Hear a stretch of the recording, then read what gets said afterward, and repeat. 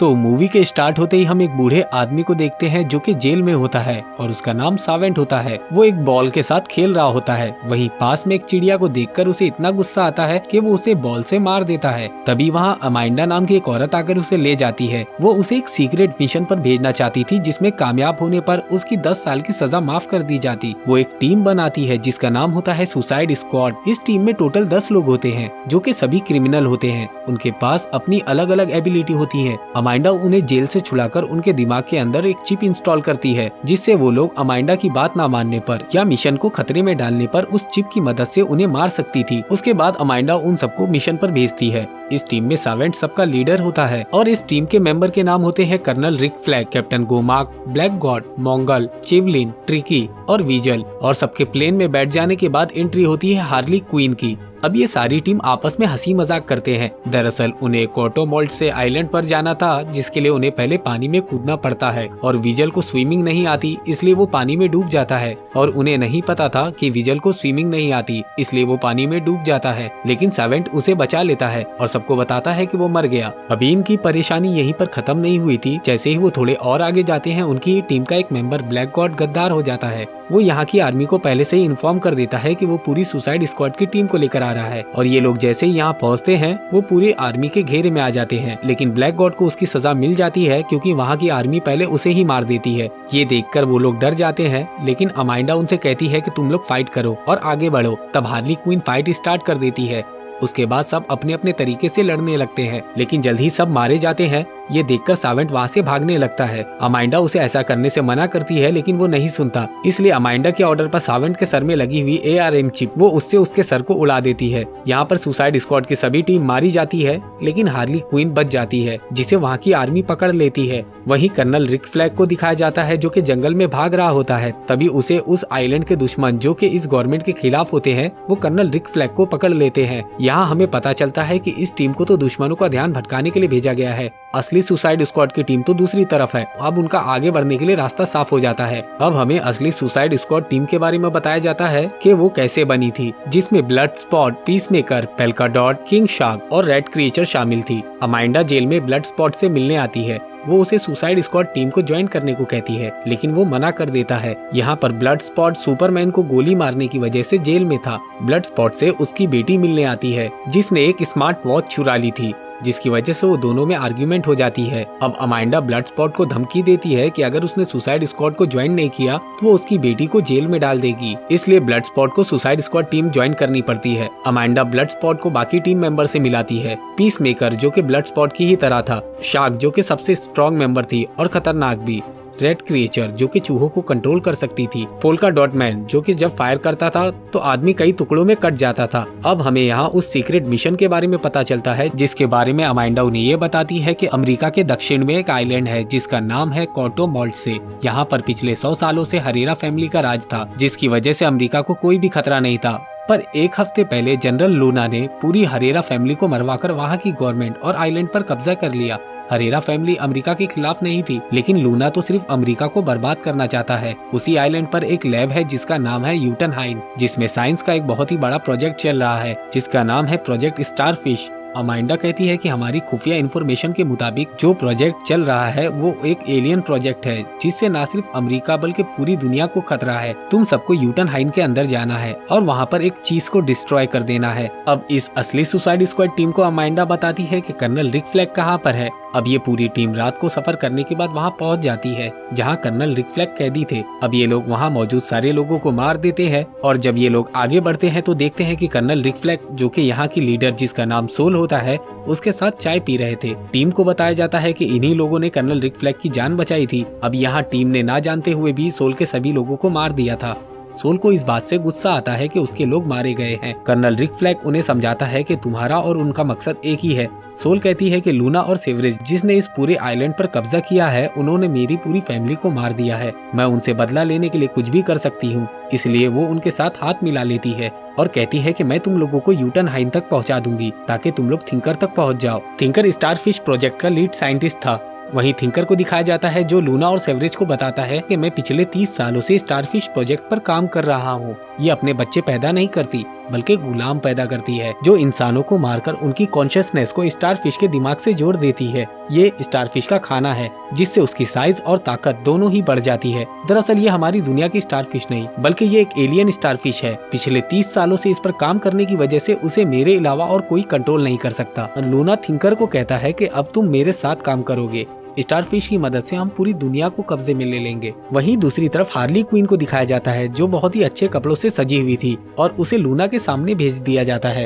Harley Quinn के criminal record से पता चलता है कि वो अमेरिका की दुश्मन है और जो अमेरिका का दुश्मन है वो उनका दोस्त है। लूना बहुत अच्छे से उससे बात करता है। वो पूरा दिन एक दूसरे के साथ गुजार देते हैं। एक ही दिन में दोनों को एक दूसरे से प्यार हो जाता है। जहाँ लूना उसे प्रपोज करता है और हार्ली क्वीन भी उसका प्रपोजल एक्सेप्ट कर लेती है। तभी लूना उसे बताता है कि मेरे प्रेसिडेंट होने पर जिसे भी शक है या जो कोई भी मेरे खिलाफ आवाज उठाएगा मैं उसकी पूरी फैमिली को स्टारफिश के हवाले कर दूंगा जो कि यूटनहाइन के अंदर है। तभी लूना को एक गोली लगती है और ये गोली हार्ली क्वीन ने चलाई थी। हार्ली क्वीन उससे कहती है कि मैंने ये फैसला किया था कि जब भी मैं कोई नया बॉयफ्रेंड बनाऊंगी तो मैं उसकी हरकतों पर ध्यान दूंगी। बच्चों को मारना अच्छा नहीं है इसलिए मैंने तुम्हें मार दिया। और फिर यहाँ पर लूना के आदमी आ जाते हैं और यहाँ पर हमें मूवी का सबसे बेस्ट सीन देखने को मिलता है जब हार्ली क्वीन अकेले ही उन तमाम लोगों को मार देती है। वो सभी को मारकर बाहर टैक्सी में बैठ जाती है। तभी वो टैक्सी के मिरर में देखती है कि कर्नल रिक फ्लैग पीछे की तरफ से भाग रहा है। दरअसल यहाँ पर पूरी टीम ने बिल्डिंग को चारों तरफ से घेर लिया था। ये सब यहाँ पर हार्ली क्वीन को बचाने आए थे। जब उसमें से एक रस्सी की मदद से ऊपर चढ़ रहा होता है तभी हार्ली क्वीन पीछे से आकर कहती है कि तुम यहाँ पर क्या कर रहे हो। तब वो उसे बताते हैं कि हम तुम्हें बचाने के लिए आए हैं। हार्ली क्वीन ये सुनकर बहुत इमोशनल हो जाती है क्योंकि जब उसे पकड़ा गया था तो उसे लग रहा था कि उसका कोई नहीं है। वो कहती है कि मैं दोबारा से बिल्डिंग के अंदर चली जाती हूँ ताकि तुम मुझे बचा लो। रिक फ्लैग कहता है कि अब इसकी कोई जरूरत नहीं। अब ये लोग स्टारफिश प्रोजेक्ट के मेन लीडर थिंकर को किडनैप कर लेते हैं और उससे कहते हैं कि तुम हमें बिल्डिंग के अंदर ले जाओगे ताकि हम इस पूरी बिल्डिंग में बम फिट करके इस पूरी बिल्डिंग को ब्लास्ट कर दें। उसके बाद ये लोग प्लान के मुताबिक यूटनहाइन बिल्डिंग के लैब में पहुंच जाते हैं जहां बहुत सारे इंसानों के फेस पर स्टारफिश चिपकी हुई थी। दरअसल ये उस बड़ी स्टारफिश के छोटे छोटे गुलाम होते हैं जो इंसानों के चेहरे पर चिपककर उनके कॉन्शियसनेस को पावर से उस बड़ी स्टारफिश को ताकतवर और बड़ा बनाते हैं। थिंकर यहाँ पर ये बताता है कि ये प्रोजेक्ट हमारी कंट्री हमारी गवर्नमेंट का नहीं है बल्कि ये तुम्हारी गवर्नमेंट यानी कि अमेरिका का प्रोजेक्ट है। तुम्हारे एस्ट्रोनॉट को ये स्टारफिश स्पेस में मिली थी और वो उसे जमीन पर ले आए। तुम्हारी गवर्नमेंट अपना पावर बढ़ाने के लिए इसका इस्तेमाल करना चाहती थी लेकिन इस जमीन पर नहीं। उन्होंने इसके लिए हमारी कंट्री को चुना। 30 साल के बाद जब यहाँ की गवर्नमेंट पूरी तरह से पलट गई और मौजूदा गवर्नमेंट अमेरिका के खिलाफ हो गई तो तुम्हारी गवर्नमेंट ने तुम सबको प्रूफ मिटाने के लिए यहाँ पर भेज दिया। इस बात से रिक फ्लैग को गुस्सा आता है। वो कहता है कि दुनिया के सामने सच आना चाहिए, इसलिए वो इस प्रोजेक्ट की जो कंप्यूटर्स में हार्ड डिस्क होती है उसे निकाल लेता है ताकि मीडिया में वो उसे दिखाकर गवर्नमेंट की पोल खोल दे। तभी यहाँ पर पीस मेकर आ जाता है। वो कर्नल रिक फ्लैग पर गन तान देता है। दरअसल अमांडा ने उसे ये काम दिया था कि किसी भी तरह इस प्रोजेक्ट का दुनिया को पता नहीं लगना चाहिए कि इस साइंस प्रोजेक्ट में यूएस का भी हाथ है। अगर ये पोल खुल गई तो दुनिया में बड़ी बड़ी कंट्री अमेरिका के खिलाफ हो जाएंगी जिससे जंग भी हो सकती है। पीस मेकर दुनिया में पीस रखने के लिए इस हार्ड डिस्क को डिस्ट्रॉय करना चाहता था लेकिन तभी टाइम से पहले ब्लास्ट होने की वजह से पूरी बिल्डिंग गिरना शुरू हो जाती है। वहाँ पर जो बड़ी स्टारफिश होती है वो भी आजाद हो जाती है। सबसे पहले वो थिंकर को मार देती है। वहीं कर्नल रिक फ्लैग और पीस मेकर हार्ड डिस्क के लिए एक दूसरे से लड़ने लगते हैं। इस लड़ाई में पीस मेकर एक धातु कर्नल रिक फ्लैग के बॉडी के आर पार कर देता है जिससे वो मर जाता है। यहीं पर रेड क्रिएचर भी होती है जो ये सब सुन चुकी थी और वो इस हार्ड डिस्क को लेकर भागने लगती है पर पीस मेकर उस तक पहुँच जाता है। इससे पहले कि वो हार्ड डिस्क तक पहुंचता ब्लड स्पॉट वहां पहुंच जाता है। वो गोली मारकर पीस मेकर को मार देता है।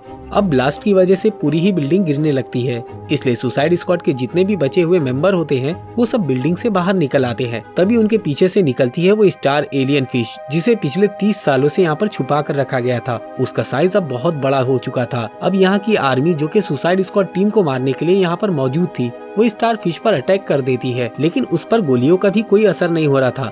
थोड़ी ही देर बाद स्टारफिश के अंदर से छोटी छोटी स्टारफिश निकलती है जो वहाँ मौजूद सारी आर्मी के चेहरों पर चिपक जाती है जिससे सभी लोग बेहोश हो जाते हैं। पर कुछ ही देर के बाद ये उठते हैं और ये सभी स्टारफिश के पीछे चलना शुरू कर देते हैं। दरअसल एलियन स्टारफिश ने अपनी छोटी छोटी फिश की मदद से उनकी बॉडी पर अपना कब्जा कर लिया था। वो धीरे धीरे पूरे कॉटोमोल्ड से को खत्म करके उसके सभी लोगों को अपने कब्जे में लेना चाहती थी। यहाँ पर अमांडा का उन 5 को कॉल आता है जो कि बचे हुए थे। वो उन्हें बताती है कि अगर तुमने सबूतों को मिटा दिया है तो जल्दी से वहाँ से निकल जाओ। कॉटोमोल्ड से कंट्री अब यूएस का दोस्त नहीं है।